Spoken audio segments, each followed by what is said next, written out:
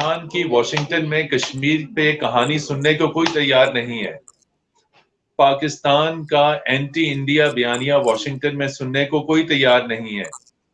इतनी strong lobbying है इस वक्त इंडिया की वॉशिंगटन के अंदर। आप सुबह शाम यही कश्मीर कश्मीर करते रहें तो क्या होगा उससे?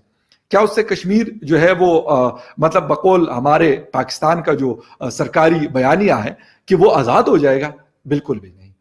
जब तक आपके साथ दुनिया की बड़ी ताकतें कड़ी नहीं होती, और वो पाकिस्तान के साथ नहीं कड़ी, यहां तक कि चीन की तरफ से भी जो बयानात आते हैं वो बड़े मतलब जिसे कहते हैं कि वो बड़े डिप्लोमेटिक किस्म के और बड़े नपे तुले होते हैं। आप ये कश्मीर की कहानी वॉशिंगटन में कहाँ सुनाएंगे?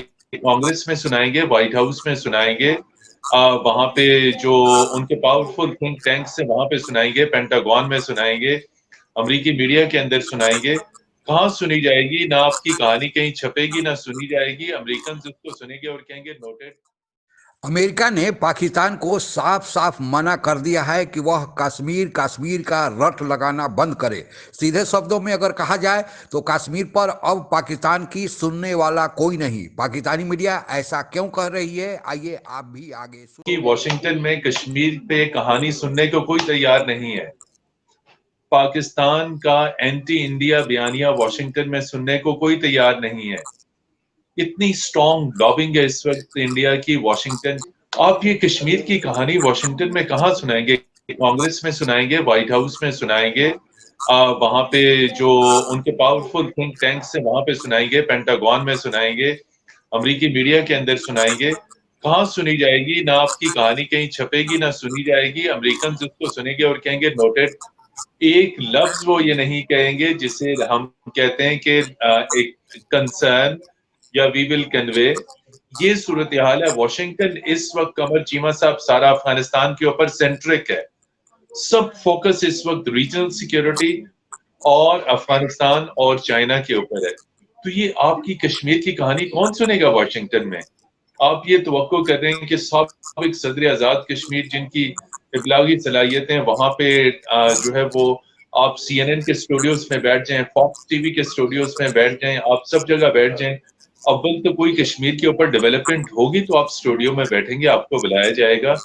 अव्वल अगर नहीं होगा तो अमेरिकन मीडिया ये कहेगा कि जी कोई कश्मीर के ऊपर डेवलपमेंट और एंगल है तो हम आपसे वो करते हैं। ये कोई भी एम्बेसडर हो, तो अब ये तो कहानी खत्म हो गई कि कश्मीर पे आपका बयानिया, आपकी कहानी सुनने के लिए कोई तैयार नहीं। पिछले 2-3 सालों से जो नजर हमें आ रहा है कि वो ये बात नहीं करे कश्मीर के हवाले से। उनका जो जिसे कहते हैं जो स्ट्रेटेजी है, मैं अब उसको देख रहा हूं कि शायद जो पाकिस्तान जिस तरह सोचता है अब वो चीज नहीं रही।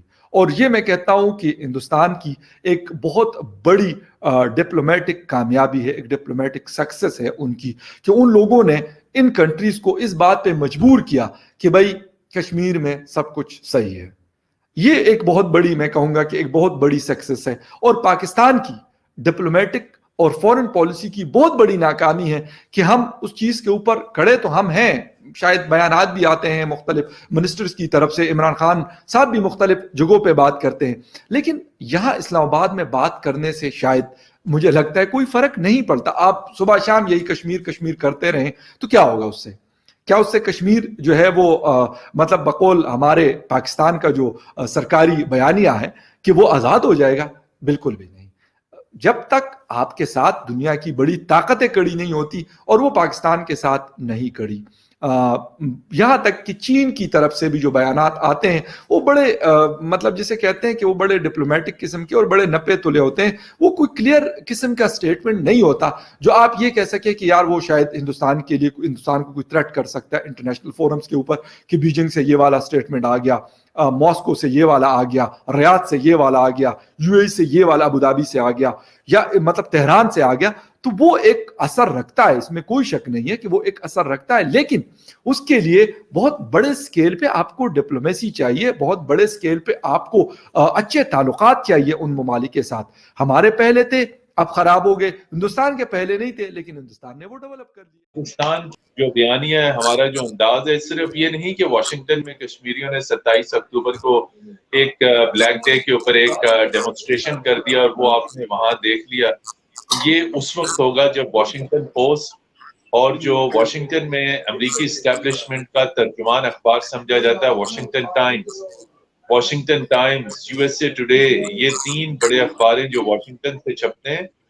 जब इनके अंदर एडिटोरियल आएंगे, जब इनके अंदर आर्टिकल्स आएंगे और वो खुद मेरिट के ऊपर वो करेंगे, तो वो हमारी कम्युनिकेशन पॉलिसी की प्रोग्रेस।